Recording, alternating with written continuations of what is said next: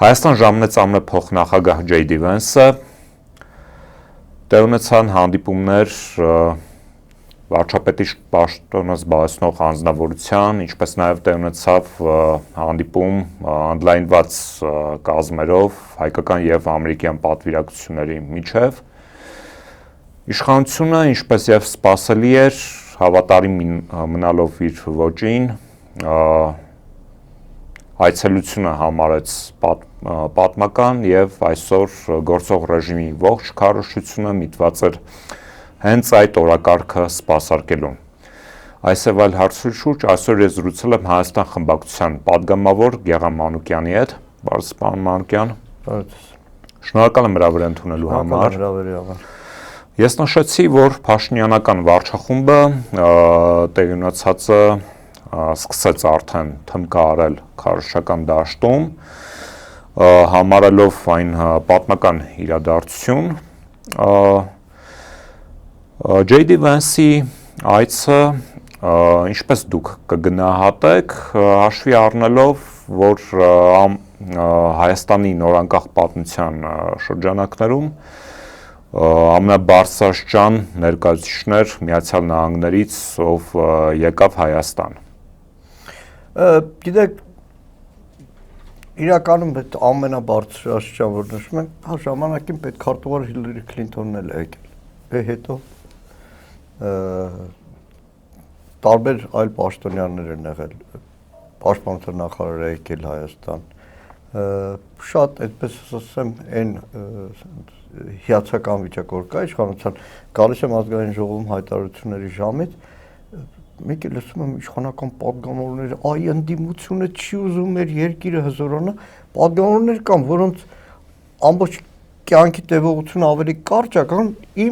մեր երկրի քաղաքական հասարակական կյանքում մասնակցություն։ Լավ լուրջ, այդ ընդդիմությունը այսքան մյուսը, որ ամբողջ գիտակից կյանքը երկրի համար աշխատելու ծառայելով ենք ապրել, այսինքն մենք չենք ուզում, որ մեր երկիրը զարգանա, պարզապես մենք պատկերացնում ենք, որ այդ երկրի զարգացումը ոչ թե վասալային վիճակ է, ոչ թե թղթի վրա գրել ինքնիշխանություն, բայց գործնականում այդ ինքնիշխանության զիջումն է, եւ երկիր, որտեղ առնվազն սեփական իշխանությունը իր քաղաքացիների հետ ազնիվ լինի։ Այսինքն ամբողջությամբ այդ իշխանության գործունեության մտասևեռումը լինի երկրի զարգացումը եւ ոչ թե ոնց կարամ քաղաքացիներից խափեմ, որ վաղը չեմիսօր ինձ քվետան։ Եվ վերջապես ընտրություններում այդ երկրի ժողովուրդը որոշում կայացնի, ում է ընտրում եւ ոչ թե դրսից բերած մարդկանց ու վայ ինչ պուպուշտա Նիկոլ Փաշինյանն երկու հատ էլ ուսին թոթովելով այսօր Միացյալ Նահանգներ, վաղը եվրոպացիներ, դրանից առաջ Ֆիդան, դրան զուգահեռ Ադրբեջան, բոլորը ճիգ թափեն, որ Նիկոլ Փաշինյանի իշխանությունը վերարտադրվի։ Դա չենք ուզում, ընդհանրապես դա չենք ուզում։ Ես չեմ ուզում այս երկրում լինի մի վարչախումբ, որը բոլոր միջոցներով, բյուջեի հաշվին, ֆեյքերով, իշխանականներով, ամբողջ լրատվական համակարգով մեր ժողովրդին խափի, որ սրանք 11 միլիարդ դոլարի ներդրում են անում Հայաստանում։ Խափի, ուղղակի խափի։ Որովհետև 11 միլիարդ դոլարի ներդրում չկա։ Միացյալ Նահանգների ներկայիս վարչակազմը շարժվում է այն բիզնես տրամաբանությամբ, որը արդեն երկար ժամանակ է որդեգրել է Միացյալ Նահանգների նախագահ Թրամփը։ Փոխնախագահ Ջեյդի Վենսը խոսեց 4 միլիարդի։ Չէ, այնտեղ 5 միլիարդ, հետո 4 միլիարդ, բայց ինչ էր իր ասածը։ Ինքը խոսում էր իր ամերիկյան ընկերությունների, արդյունաբերողների, IT-շնիկների, տարբեր հիմնարկների, տարբեր տնտեսական ստրուկտուրաների մասին։ 5 միլիարդ դոլարի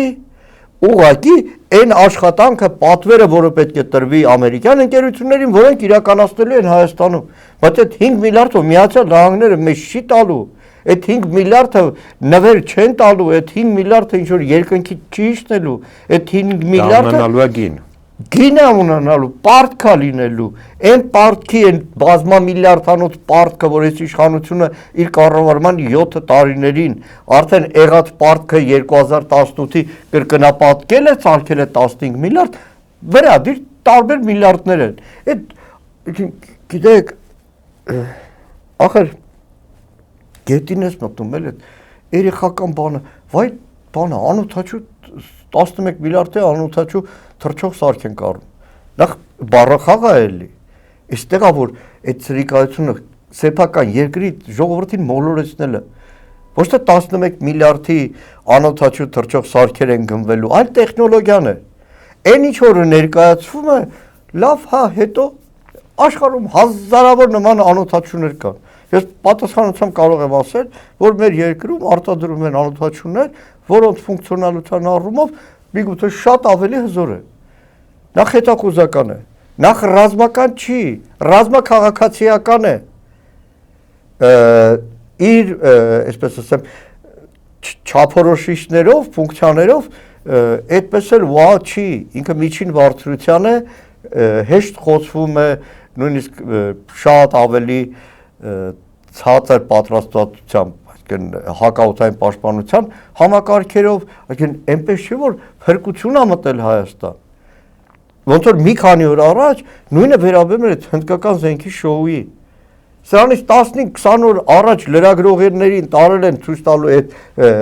ամեն մեկից մի հատ, բան ասենց ասեմ, էքսպոնատները, լրագրողների ստորագրություն են վերցրել գաղտնիք չբացահայտելու համար։ Լավ, եթե մի շաբաթ 10 օր առաջ գաղտնի էր, ո՞նց եղավ հիմա որ գաղտնի չի։ Թե ընտրությունները մոտենում են։ Եվ դրա համար հիմա ես բացահայտացնում եմ, չի բացառվում եւ չեմ բացառում, որ պայմանական մայիսի 28-ին 5 տարի ձեն չհանող իշխանությունը 5 տարի պատերազմից հետո որևէ ռազմական զորավարժության, որևէ մեծաքանակ զորավարժության մասին ծպտուն չհանած իշխանությունը, նույնիսկ սեփական պաշտպանության նախարարության զինուշ ծրագրով մի հատ նույնիսկ դասակի, գումարտակի մակարդակով զորավարժություն կամ վարժական որևէ միջոցառում չարած եւ չցուցադրած իշխանությունը մեկ էլ այսօր ցույց է տալ, այդ տեսեք ինչեր ունեն։ Եվ այստեղ էլ շատ էլի մեծ անազնվություն կա։ Խիստ մասնագիտական թեման դու կերակրում ես այդ մասնագիտացման հետ կապ չունեցող մեր հայրենակիցների հետ։ Լավ, հրանոթ է, լավ հրետանային համակարգ է։ Այդ հրետանային համակարգը ու Նիկոլ Փաշինյանի Սու-30-ները կարելի են ճանաչել քույր քաղաքներ, որտեղ Սու-30-ը շատ ավելի մեծ է, սամալյոտ է, հիմա շատերը բարձրացած առանց հրթիռների։ Սամալյոտը հիմա շատերը մոռացել են 20 թվականի սեպտեմբերի 21-ին Մայր Հայաստանի արձանի մոտ Դավիթ Տոնոյան, Նիկոլ Փաշինյանը վերևից սպասում են այդ սամալյոտը մի հատ գավ պտտվի ու գնա։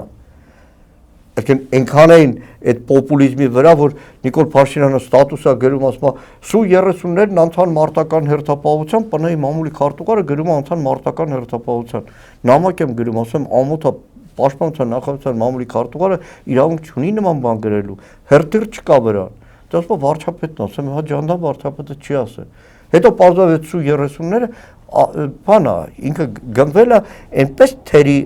համալրվածության, որ մնացին էքսպոնատ, մինչև հիմա Սու-30-ի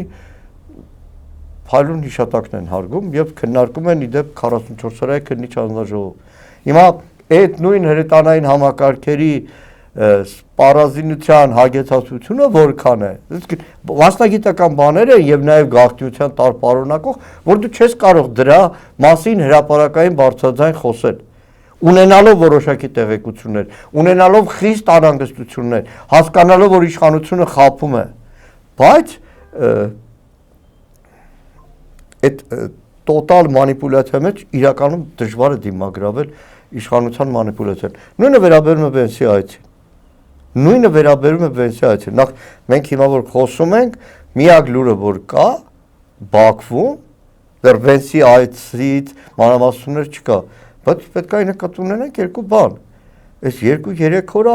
արդյունաբերական, այսինքն մեծ պատվիրակություն է, բիզնես պատվիրակություն է, միջազգային խոշոր ընկերությունների ներկայացուցիչների մասնակցությամբ Ադրբեջանում է։ Ադրբեջանում 3 քննարկվել է թրիփի ուղով Ադրբեջանի էլեկտրաէներգիայի փոխանցումը դեպի Նախիջևան։ Պատկերացրեք, այդ Հայաստանի սուվերեն տարածքում գործող թրիփն է, որի 26% բաժնետերն էլ Հայաստանի իշխանությունը փորձում է ինքնախապեյությամբ ասել, որ մերն է։ Բայց լավ, եթե այդպես է, եթե ձևավորված չէ այդ կոնսորցիումը թրիփի, ամերիկացիները Բաքվում ո՞նց են պայմանավորվում այդ էլեկտրաէներգիայի տեղափոխման մասին։ Վաղն է խոսել են նավթամուղի, չգիտեմ, 1000 մի տեսակ, բայց այդտեղ մի շատ նյուանսային բան կա, այդ թրիփի ուղի, որ ասում են, այդ այնպես չի, որ կանոնով գծած մի հատ գիծ է, այ ասում են թրիփի ուղին, սրանից աճ ծախ չի, որտեղ նույն ազգային ժողովում նախորդ հարցու պատասխանին Նիկոլ Փաշինյանը իր խոսքում այսպեսի մի ձևակերպում է տալիս, որ դե ճանապարհն է, ավելի վերև նավթամուղ, ավելի վերև էլեկտրահաղորդման գիծ, այսինքն չի բացառում այդ թրիփի ուղի գաղափարի մեջ, նավթամուղը ենթադրենք անցնի, որտեղից ասեմ, ներքին հանդի մոտից պայմանական ասեմ, կամ գազամուղը, կամ էլեկտրահաղորդման գիծը, կամ Սիսիանի օրինակ դեպի Սիսիան անգեղակոթով միջենեքով դուրս գա դեպի Նախիջևան։ Այսինքն ամբողջ երկիրը դարձնում է թրիփի ուղի, խոսում է սուվերենության մասին։ Շատ լավ, երեք նաև խոսվեց մոդուլային ատոմակայաններ ստեղծելու մասին։ Ձեզ սա ինչ է նշանակում եւ եթե հաշվի առնենք գործող աշխարհաքաղաքական իրավիճակը, ինչպես դրան կվերաբերեն ձեզ Ռուսաստանը եւ Իրանի Իսլամական Հանրապետությունը։ Ես նախ կուզեմ, այսինքն իմ ուշքում միտքը ավելի շատ իմ երկրի, այսինքն ելակետս երկիրս է։ Ատոմակայանների հետ, մոդուլային ատոմակայանների հետ կապված։ Նախ մենք, եթե միջազգային ասպարեզում անցնող 30 տարիներին եղել են գործոն, որպես երկիր, մի քանի պատճառով է, որ այդ գործոնն ենք եղել։ Մենք ունեցել ենք ազատ Արցախ։ Մենք ամբողջ միջազգային ասպարեզում, եթե որևէ կերպ մեզնով հետաքրքրվել են եւ մենք այդ համաշխարհային սեղանի վրա նստելու վիզները ծուր չենք նստել,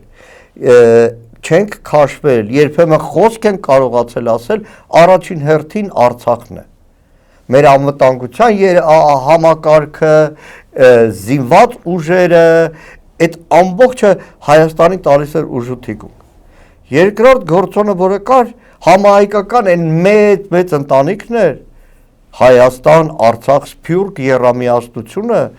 որին կնախանձեր աշխարհի 1000 ու մի երկիր, որի նման ուժականություն աշխարհում շատ քիչ երկրներ ունեն, եւ այդ միասնականությունը շատ հաճախ իրավիճակները ստեղծել միջազգային ասպարեզում։ Ես շատ եմ սիրում կրկնել այդ ձևակերպումը 2006-ին թուրք հայտնի վերլուծաբան, իրենց եթե չասեմ լավագույն լրագրող վերլուծաբան Մեհմեդ Ալի Բիրանդը այդ ամբողջ աշխարհում հայոց ցեղասպանության ճանաչման այդ հաղթարշավի ժամանակ մի հոդված խմբագրական ուներ վերնագիրը հայկական ցունամի։ Մենք եղել ենք մի պահ Թուրքիայի համար հայկական ցունամի, որից սարսափել են եւ որի դեմն առնելու համար միլիոններ, տասնյակ ու 100 միլիոններ են ծախսել։ Եվ վերջապես համաշխարհային ասպարեզում մեր երկիրը իր կշիռը պահելու հիմնական գործիքներից մեկը Հայաստանի ատոմակայանն է։ Մենք մեր ատոմակայանով դասվում ենք այն ընտանիքի անդամ, որը այսօր միջուկային ատոմի խաղաղ օգտագործման առումով լուրջ առաջատար դիրքերում է։ Եվ այս ամենը այսպես ստորադասել ու պետք է նկատի ունենանք։ Հայաստանի ատոմակայանի փակելը անցնող տասնամյակներին եղել է Թուրքիայի եւ Ադրբեջանի դիվանագիտական թիրախներից մեկը։ Տարբեր ձևերով, անվտանգությունից ելնելով 1000 մի տեսակ պետք է իրադարձությունները նայել իրար կողք դրած։ Նախ այդ ամերիկյան մոդուլային ատոմակայաններ, մեկ, որը էլի բազմաթիվ հարցեր ունի, որտեղ Միացյալ Նահանգներում այդ մոդուլային ատոմակայանների փորձարկումն է, որ կա։ Այսօր մոդուլային ատոմակայան կարողանում են ստեղծել միայն Չինաստանը եւ Ռուսաստանը եւ իրականում գործնական ստեղծող են։ Բայց երբ որ դու ունես նման հզորության ատոմակայան, որքանով է տրամաբանությունը եւ կարիքը մոդուլային ատոմակայանների։ Երկրորդը, օրերս տարածքային նախարարը հայտարարեց, որ 5 ամսով մեր ատոմակայանը կանգնելու է։ Պարբերաբար ատոմակայանը վերանորոգման կամ լիցքավորման 1000 մի տեսակ պրոֆիլակտիկ աշխատանքների համար կանգնել է, բայց ոչ այդպիսի ծավալով։ Ու հիմնական պատճառաբանությունը, բա գիտեք, արևային կայանների այդ ունեցած պաշարը դրանով կբավարարվի։ Շատ մասնագետը չեմ, բայց իմ պարտականությունների բերումով մի քիչ շատ ավելի խորացած ենք։ Նայեք, կամ մի քանի այստեղ վտանգ։ Նախ արևային կայանների ցանցը, որ Հայաստանում ձևավորվեց, եւ բնակչությանը խրախուսում էին վարկեր վերցնել, առանց տոկոս վարկեր էին տրամադրում, եւ ինչպես էր կատարում պետության այդ հաշվարկը։ Ամսվա կտրվածքով այսքան կիլովատժամ արտադրել ես, այսքանը օգտագործել ես, այսքանը պետությանն է ընդհանուր էներգետիկ համակարգ է մտել, այսքանը վճարում են, բայց հիմա տարվա կտրվածքով են ուզում վճարումը կատարել, որը ամսվա կտրվածքով են ուզում տարեկան կտրվածքը, որը ենթադրել է կա ամառ, կա ձմեռ, կա աշուն, արևի ծավալների տարբերությունը դրա համար քաղաքացիներ օրինակ ձմեռային շրջանում շատ ավելի քիչ էլեկտրաէներգիա արտադրում։ Գումարած անվտանգային առումով, որովհետև շատ ավելի մեծ ծավալ, պաշար արտադրվում է ամառային ավելի արևոտ շրջանում, բայց ձմեռային շրջանում շատ ավելի քիչ պաշար է եւ ամբողջ գրավը դնես արևային էներգիայի արտադրության վրա ու ասես լավ դե կարող է ինձ ատոմակայանը պետք չի, այդ մեծագույն վտանգն է մեր էներգետիկ անվտանգությանը, մեր էներգետիկ անկախությանը, որը այսօր մեր երկիրը էներգետիկ ծավալով արտադրում է շատ ավելի շատ, քան սպառում է Հայաստանը եւ դրա համար էներգետիկայի արտահանում կա։ Եվ մյուս արտահայտություն Նիկոլ Փաշինյանի վերջերս տարված, որ Ադրբեջանի Հայաստանի էներգետիկ համակարգերի միասնականությունը է։ Այստեղ էլ բազմաթիվ վտանգներ կան, որովհետեւ գլոբալ մեծ ավելի էներգետիկ համակարգում լինելը ավելի անվտանգային առումով եւ ցանցայինի նկատի ունեմ շատ ավելի բան է, բայց երբ որ դու գործ ունես այնպիսի երկրի հետ, որի հետ հարաբերություններում ինչպես Հոլանդիան ու Բելգիան կամ Ֆրանսիան ու Բելգիան են, բայց դու տվյալ դեպքում գործ ունես մի երկրի հետ, որի հետ քո ունես կոնֆլիկտային հարցեր, որի հետ հարցեր չես լուծել, որի հետ հարաբերություններում ինչքան է դու ասում ես սահմանազատում, սահմանագծում, բայց այսօր ադրբեջանցի զինվորը նստած է ջերմուկի գլխին, քո սուվերեն տարածքում, եւ իմ աչքով եմ տեսել, թե ինչ ինժեներական աշխատանքներ է անում, ապագա սահմանազատման ժամանակ Հայաստան սուվերեն տարածքից հեռանալու միտք ունեցող երկիրը այդպիսի հսկայական ծախսեր չեր անի, ինչպես այսօր Ադրբեջանը անում է, նույնը վերաբերվում է եւ Գեղարքունիքին, եւ Սյունիքին, արդեն մոռացել են տեղ գյուղի հատվածում իբր խաղաղ ետքաշման process-ում Ադրբեջանը ոնց 1.5 կիլոմետր առաջ եկավ, այդպես էլ պատասխանատուն ով էր սահմանապահ զորքերներ, բանակներ, ով էր, այդպես էլ չիմացանք։ Ինքը շատ բարդ հարաբերություն են։ Մոդուլային ատոմակայանների հետ կապված Միացյալ Նահանգները նվեր չի բերում այդ 5 միլիարդ դոլարը ու ասում, այս էլ Հայաստանին տալիս եմ ախպեր ջան, դու էլ ատոմակայան սարքի հպարտացի ամբողջ աշխարհով։ Ոչ, Միացյալ Նահանգները իր արտադրողների տնտեսական շահերը հաշվի առնելով ինքը պատրաստ է այդքան գումարի ապրանքի վաճառքի ներդրման, բայց ոչ ֆինանսը Հայաստանում։ Այդպես շատ նման է տարիներ առաջ համաշխարհային բանկ միջազգային վալյուտային ֆոնդերի ընդհանրապես վարկերը, որ կային Հայաստանում ինստիտուցիոնալ բարեփոխումների, այդ ժամանակ ընդդիմություն ենք եղել, միշտ քննադատում ենք, որովհետև այդ գումարի ահռելի մասը խորհրդատվության անվան տակ ի վերջո նորից մնում էր այդ մայրաքաղաքներում եւ ոչ թե ծախսվում էր Հայաստանում։ Շատ լավ, շատերի գնահատմամբ փոխնախագահ Վենսի այցը տարածաշրջան, հա, մասնավորապես Հայաստան եւ Ադրբեջան, ունի ոչ միայն տվյալ երկրների հետ հարաբերությունների համատեքստում որոշակի զարգացումներ ապահովելու նպատակ, այլ առավել միտված է TRIP ասվածը կյանքի կոչելուն, այսինքն TRIP-ի գործարկումը արագացնելուն եւ նաեւ ցուցադրությունը ընդդեմ ուղղված Իրանի Իսլամական Հանրապետությանը, այսինքն Միացյալ Նահանգները ցույց է տալիս, որ ավելի հստակ քայլերով է մտնում տարածաշրջան։ Հիմա թրիփի մասով ունենք այնպիսի իրավիճակ, որը որ ուղղակիորեն կապված է աշխարհաքաղաքական զարգացումների հետ եւ շատերի գնահատմամբ թրիփը ինչպես իրանական կողմն էր բազմաթիվ անգամ նշել եւ նորանշանակ դեսպանը վերջերս հայկական կողմի շատ կոշտ մեղադրանքներ հղեց։ Այս առումով զես ինչ զարգացումներ կարող են լինել նախ թրիփի իրականացման համատեքստում եւ հայ-իրանական հարաբերությունների մասով։ Հեք, իրականում թրիփը խաղաղություն հաստատող չի։ Թրիփը նոր հակամարտություն մեր երկրի տարածքում ստեղծող է։ Խնդրահարություն, որովհետև կա հսկայական շահերի բախում, Չինաստան, Պարսկաստան, Ռուսաստան։ Տեսեք, ռուսական կողմը կարծես թե պատրաստական է մասնակցել, բայց այստեղից ասում են, որ այո, բաներ կան, իշխանական ինչ-որ խոսացողներ կան, ու Pravda թերթը, Pravda եմ ասում, հայկական ժամանակ թերթը, որ բանը ռուսնովա որ գա խառնվի, Եկին Իգնուտի Պրյանիկ տարբերակով է, մեկ տարածքային նախարարն ասում է Իջևանի հանգույցը ռուսներին ենք առաջարկում վերանորոգել բան, բայց այստեղ այդ թրիփը հասկանալի եւ իրականում խաղաղության գործիք կարող էր լինել, եթե այդտեղ շահառու լինեին այն բոլոր մեր տարածաշրջանով անհանգստացող եւ դերակատար երկրները։ Հակառակ դեպքում սա ուղղակի խորացող նոր կոնֆլիկտի մի դաշտ է բացում։ Չգիտեմ,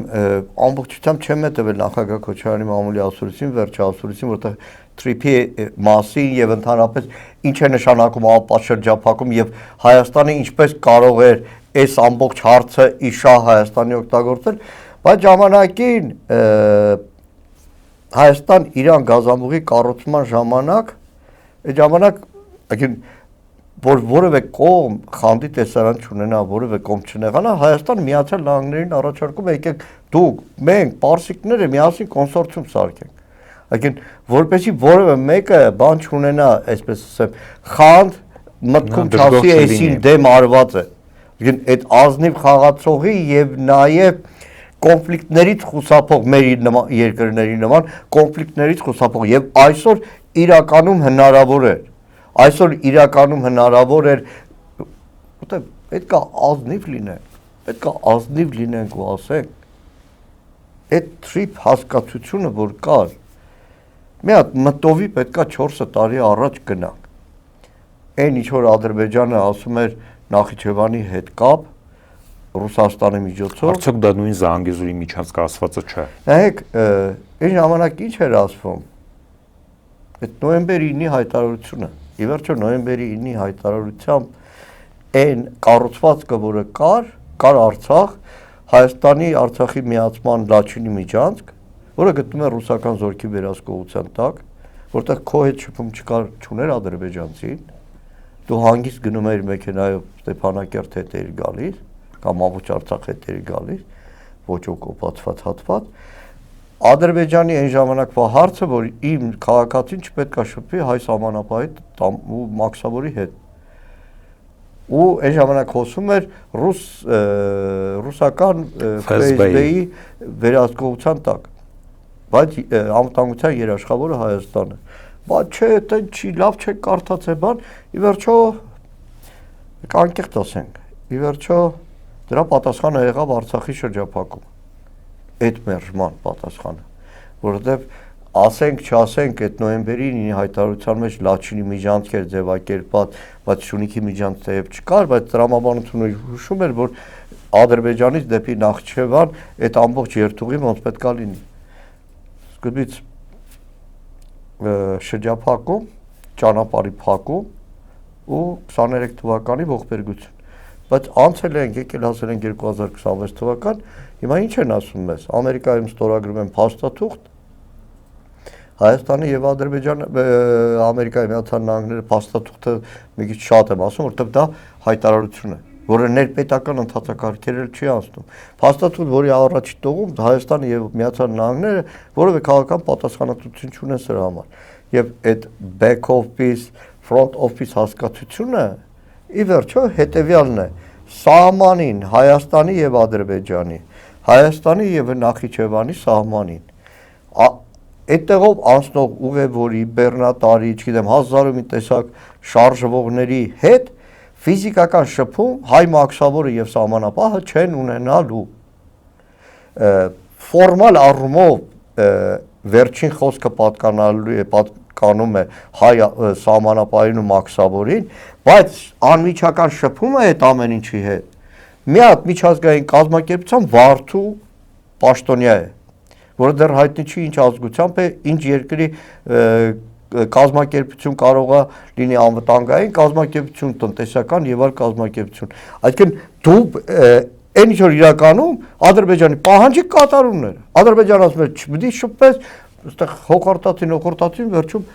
ասին դե լավ, back office, front office գաղափարը։ Տեսեք, նախագահ Դոնալդ Թրամփը սպիտակ տուն մտավ խաղաղության լոզունգները շուրթերին, բայց մենք տեսնում ենք, որ իր պաշտոնավարման այս գրեթե 1 տարվա կամ մի փոքր ավել արդեն ընթացքում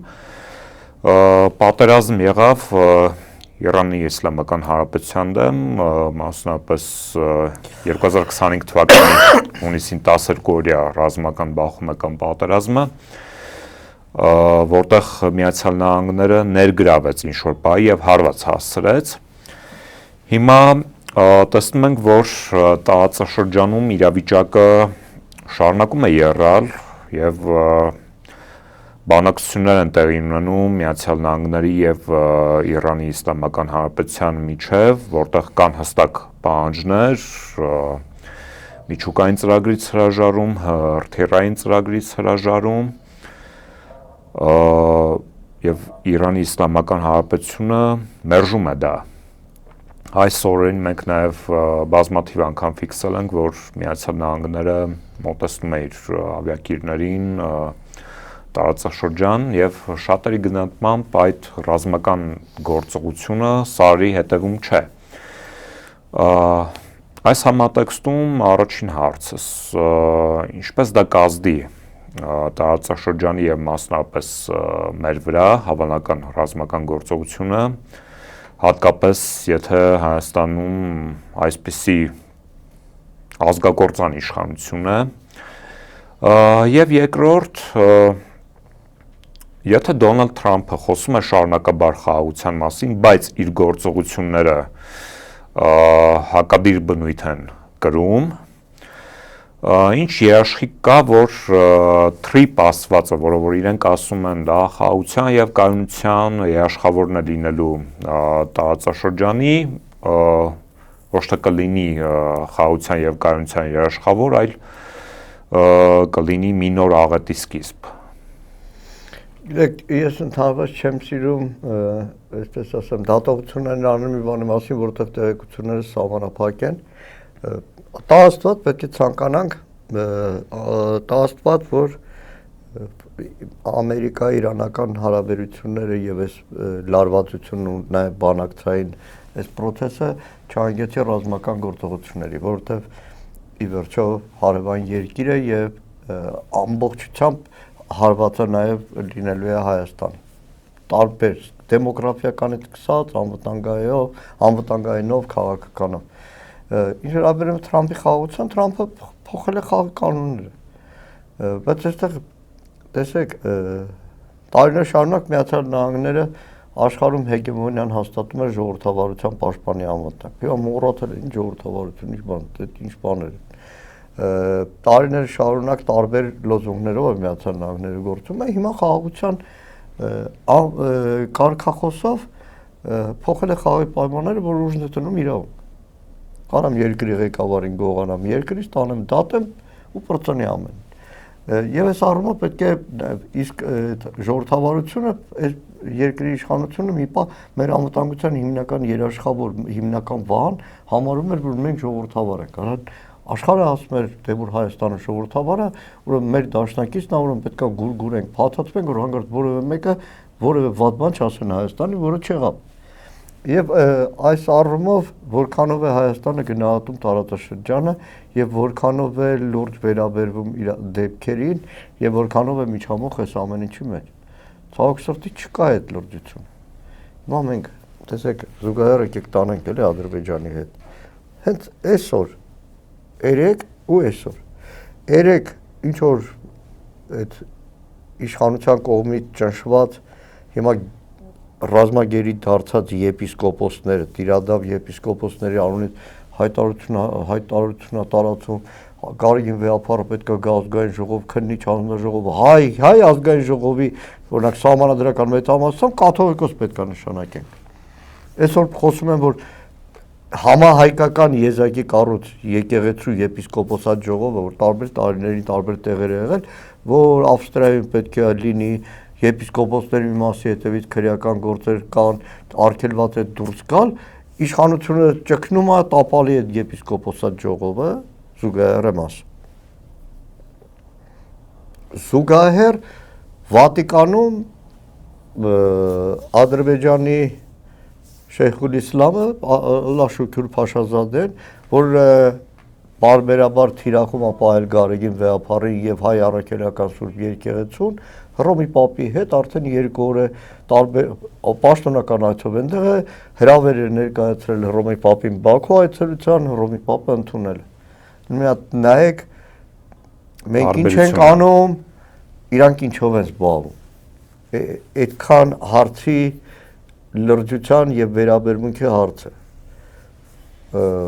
Հունվարի 3-ին այս տարի Վենեսուելայի նախագահին էին առևանգում Միացյալ Նահանգների դեսանտայինները։ Հայաստանի իշխանությունը էլի պատարակների հետ կապիկությամբ էր զբաղված։ Ոնց որ 2020 թվականի հունվարի 3-ին Բաղդադում ահաբեկվեց Qasem Սուլեյմանի, որը ոչ թե միայն Իրանի, այլ նաև տարածաշրջանի ու հատկապես պետք է առանձնացնեմ եւ Հայաստանի եւ Արցախի հետ կապված մեծ ռազմական ճարտարապետներից մեկն էր։ Սրանք Սարի գագաթից կոչ էին անում ամերիկացիներին ու պարսիկներին եկեք հաշտ ապրենք։ Ուղղակի որպեսզի պատկերացնենք մեր երկրի թխրուն, այսպես ասեմ, անվտանգային համակարգը։ Նույն երեք Վենսի հետ հանդիպմանը, որը մենք ուշադրություն բոլորը կենտրոնացել էին Նիկոլ Փաշինյան, Հակոբյանի հագուստին բան, բայց մի հատ նայեք պատվիրակությունների տարբերությունը։ Օրինակ, այս սահմանադրությամբ վարչապետի աշխատակազմի ղեկավարը լրիվ ուրիշ գրասենյակային աշխատանքով զբաղվում է։ Այսինքն ինչ գործ ուներ վարչապետի աշխատակազմի գրասենյակի ղեկավարը։ Եթե խոսքը վերաբերում է մոդուլային ատոմակայաններին, խոսքը վերաբերում է տնտեսական ներդրումներին, տնտեսական հարցերին, էկոնոմիկայի նախարարն ուր է, տարածքային կառավարման նախարարն ուր է, բարձր տեխնոլոգիաների նախարարն ուր է։ Եվ այս առումով խիստ այդ դիսբալանսը, օրերս Երևանի պետական համալսարանում հանդիպում էի միջազգային հարաբերությունների ֆակուլտետի շուրջ 40 ուսանողների հետ։ Ու ասում երեխեք, ձեր դասախոսներին հարցրեք, օրինակ պրոտոկոլով որքանով ընդունված, երբ որ նույն միջոցառման ներկայացնում նախարար եւ տեղակալ։ Մեր նորանկախ պատմության մեջ այդպես մի դեպք եմ հիշում, երբ որ Նալբանդյանը Բրյուսելում ՍԵՊԱ-ի վերջնական համաձայնագրի ստորագրումն էր, թե ինչն էր, գնացել էր այդ ժամանակվա փոխնախարար Զորաբ Մնացականյանի հետ, որովհետեւ Զորաբն էր այդ տարիների ամբողջ Եվրամիության հետ բանակցությունները տարել։ Բայց հիմա երբ նայում ես Արարատ Միրզոյանը կողքից 2 կամ 1 փոխնախարար հետը ամենտեղ տանում է, երեկել այդ հանդիպանը եւ Արարատ Միրզոյանը եւ Վան Կոստանյանը նստած են, այսինքն այդքան է հարցերի, այսպես ասեմ, լրջության եւ պրոտոկոլի վերաբերմունքը։ Դուք ձեր խոսքում նշեցիք նաեւ ներսում իրականացող բռնաճնշումների մասին, մասնավորապես հոգեվոր դասի ներկայացուցիչների նկատմամբ։ Մենք ֆիքսում ենք, որ ոչ միայն հոգեվոր դասն է թիրախավորում, այլև դիմադիր մեդիաները, ազատ խոսքը, դիմադիր համայնքապետեր, սովորական քաղաքացիներ Facebook-ում գրառման կամ լայքի համար, հա։ Եվ քաղաքական բանտարկյալների խնդիրը բավականին առօրեական է մերօրյա Հայաստանի Հանրապետությունում։ եւ ընդդիմությունը այս պահին ինչ պետք է անի, որպեսզի Հայաստանի Հանրապետությունում օր առաջ ազատ արձակվեն քաղաքական բանտարկյալները։ Միասնական խոսք է գնում միասնական օրակարգի մասին, գոնե քաղաքական բանտարկյալների թեմայով, բայց մենք տեսնում ենք, որ դեռ ցավոք սրտի գործնական քայլեր չեն արվում այդ ուղղությամբ։ Չէ, համաձայն չեմ։ Կասեմ իբրև մարդ, որը գրել թե ամենօրյա ռեժիմով այս ամեն ինչի մեջ։ Համաձայն չեմ, այդպես չի։ Պարզապես ցավի սրտ պետք է ասեմ, որ այնքան, ասում ոտի տակ կանգնող ջուր, պրոկտորը այնքան շատ կա։ Բայց մի հատ բան ուզում եմ այս երկու օրն այն օրը Միքայել Սրբազանի մոտ գնացի այն պահին, որ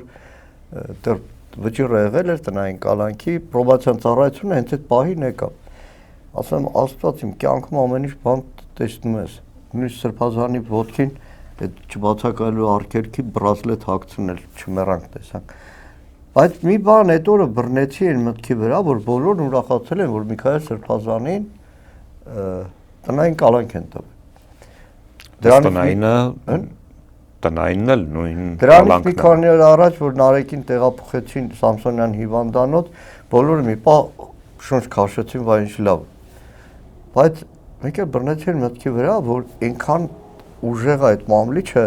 որ մի հատ ինչ-որ փոփոխություն սկսում է ուրախացնել, որ տնային կալանքը կալանք է, ավելի բետալ կալանք է։ Այսինքն այդ օրը Սրբազանը որ ներկայացնում էին իր իրավունքները։ Մի քանի արգելք, Սրբազանը ամեն օր պրագուլկի զբոսանքի մի ժամանոց մաքուլոթի զբոսանքի իրավունք ունի։ Հիմա տնային կալանք է տվել, տնից չի կարող դուրս գալ։ Ամեն րոպե падգամավորները առնվազն իրավունք ունեին Սրբազանին այցելել։ Հիմա որևէ մեկը իրավունք չունի այցելել։ Այսինքն քաղաքացիներ կարող էին ազգականների հետ պայմանավորվել, հավատացյալներից, որ կլինի այս ամսվա այդ երկու տեսակցություններից մեկին 4-5 հոգով գնանք Սրբազանին հանդիպենք, կլներ։ Ամենահայոց կաթողիկոսն է այցելել Սրբազաններին։ Հիմա դատարանը որոշել է, որ Սրբազանին կարող այցելել միայն քույր եղբայր, եղբոր տղաներից մեկը կարող է խնամել, մի քահանա կարող է գալ եւ տնտեսական վարչական մի աշխատող վերջ։ Այսինքն շատ ավելի սահմանափակվել է այդ շփումը։ Այսինքն մենք այնքան ենք վարժվել, որ այլևս բան չի, որ լավ հիվանդանոցային պայման ոստիկանները դուրս է կանգնած են։ Նույն ձևի մտնում ես այնտեղ, հեռախոսդ պետքա դուրսը թողնես, նույն ձևի սահմանափակումներ կան ու հազար մի տեսակ այդ թվում հոգևոր սահմանափակումները, որ երկար պատմություն է Սրբազանին հաղորդություն տալու, չտալու խնդիրը կար։ Այսինքն այդ շատ նման է, որ մեկի կոշիկը, որ սեղմում է, հետո կոշիկի ոտքա հանում, ասում է ինչ լավ է։ Չէ, տնային կալանք, վարչական հսկողություն, ամեն ինչը շատ ավելի զորավոր է, այսինքն տեսեք, հատկապես մարդու համար, որ բանտում ինքը շատ ավելի իրան ազատ ազգում, քան մենք դուրսը, այդ մարդու համար շատ ավելի ծանր է ցանկացած նույնիսկ մեղվացում։ Բակրատ Սրբազանը ասում է, փաստաբաններից ասել եմ հանկարծ տնային կալանքի բանի միջնորդություն չներկայացնենք։ Այսինքն այդ առումով մամլիչը շատ զորեղ է, սարսափելի զորեղ է եւ այդ զորեղության դեմ ամեն օրյա խոսելն է, ամեն օրյա պայքարելն է, ամեն օրյա բողոքելն է։ Նայեք, տեսեք, հստակ է որ արևմուտքը աչքա փակում է ամեն ինչին։ Բայց դա երբեք թևաթափ չպետք է մեզ անի ամեն օր նրանց աչքը կողել։ Եվ պետք է ասեմ, որ այդ աչքը կողելը ինչքան էլ չի երևում, բայց առնվազն ազդում է, եւ կարող եմ ուղղակի հասցեներ, անուններ կոնկրետ մարդկանց չասել, այդ ձև հանդիպումներում խոսքի ազատության սահմանափակում նույն Վազգենի Նարեկի դեպքը պարբերաբար հիշացվում է։ Նույն Բաքրատ Սրբազանի 18 արդարների դատի մասին պարբերաբար լսվում է։ Այսինքն չենք մենք ուշադրություն դարձնում 18 արդարների դատական նիստին ամեն անգամ Կանադայի դեսպանատան մի աշխատող կա, որը հարազատացել է արդեն այդ մարդկանց հետ։ Լուրջ եմ ասում հարազատացել է։ Հիմա տեսեք, չենք բանանում Սարգսյան Արտուր, տնային կալանք է տվել, լավ ասեմ Սարգսյան Արտուրը երեխեքի հետ շփվում է, տնեցիների հետ շփվում է, իր շատ բոլորիս կողմից սիրված, հարգված մամայի ու պապայի հետ շփվում է, ասեմ նորմալ է, նորմալ չի։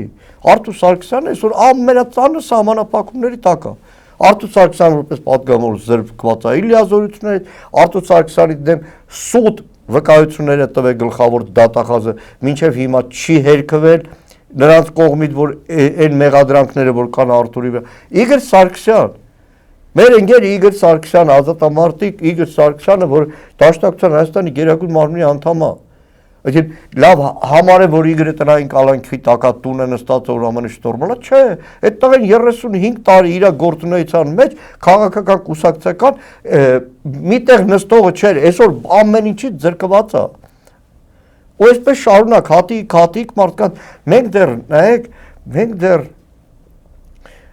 այնքան իշխանական այդ մամլիչը գնում, որ ասենք ասեմ մի 3-4 օր հետո մոռանում ենք։ Տեսեք, այսօր Հայաստանում դատեր են գնում, որ մասին են մարդ չի հիշում։ Սեպտեմբեր 19-ը 20-21-ին օրը չեմ հիշի, արդեն որտեղ ես հիվանդանոցում եմ, բայց սեպտեմբեր 19-ին 23 թվականի կառավարության դեմ ցույցերով տասնյակով մարդկանց դատը գնում է մինչև հիմա։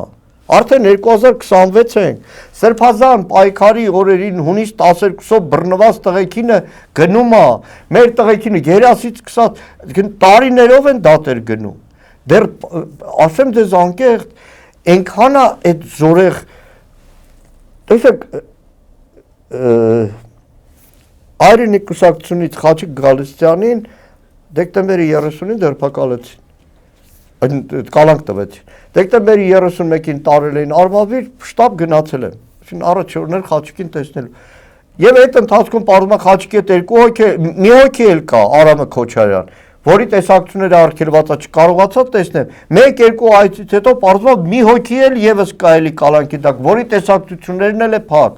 շատ հաճախ նույնիսկ մենք չենք էլ անդրադառնում, որ ստատուսի բանի պատճառով մարդկանց կալանավորել են, այսպես ավելի համեստ մարդիկ են, ավելի քչախոս, իրենց մասին խոսել չեն տալիս ու մեկ էլ ուշադրությունից դուրս են մնում։ Տեսեք, մի ֆայլ ունեմ, այսպես խումբ-խումբա քաղաքական հետապնդվողներ, 20-21 թվականից ոնց որ ավելանում է, այս հևքի մեջ դու այլևս չես էլ հասցնում այդ բոլոր դատականիստերին գնալ, ոնց որ արդեն սովորական ընթացիկ դատական նիստ, Աջափնյակի դատարանում օրինակ 23 թվականի սեպտեմբեր 19-ի դեպքերի, կառավարության դեպքերի հետ կապված դատական նիստերը գնում է։ Ու այլևս սովորական է դառնում, որը սովորական չպետք է դառնա, նույն, տեսեք, մեր խմբակցությունում մի խումբ պատգամավորներ, հատուկ հանձնարարությամբ սկսեցին աշխատել թղթածրարներ, հիմա ում տենում ես այդ թղթածրարը պետք է դնես, ամեն օր պետք է դնես։ Եվ այսօրվա իշխանության ընդդիմություն եղած ժամանակվա աշխատանքը մեծ դաս պետք է լինի։ Մեզ դաս պետք է առավոտվան քիչ լացում էին, բողոքում էին, այդ լացկանություն չի, դրսից մարդ բերել իմ երկրի վրա չի, բայց երբ որ քո երկրում թշնամիա քո իշխանությունը, այդ թշնամուց ազատվելու համար դրսից մարդ բերելը դառնում է նաև նորմալ բան։ Երբ որ մեկ էլ տեսնում ես այդ թշնամուց վերարտադրելու համար բոլոր անօրինականությունների նաշկ են փակում, դա ասում ես կռիվ մինչև վերջի շունչ կռիվ։ Հիմա ինչ տարբերություն, նստած եմ թե այստեղ ձեր տաղավարում եմ։ Շնորհակալ եմ հետաքրքրության համար։ Իմ հյուրն էր Հայաստան խմբակցության պատգամավոր Գեղամ Մանուկյանը, ԶՍՏ Դավիթ Ֆիդանյանը, բաժանորդագրվեք Antifake YouTube-յան ալիքին, կհանդիպենք։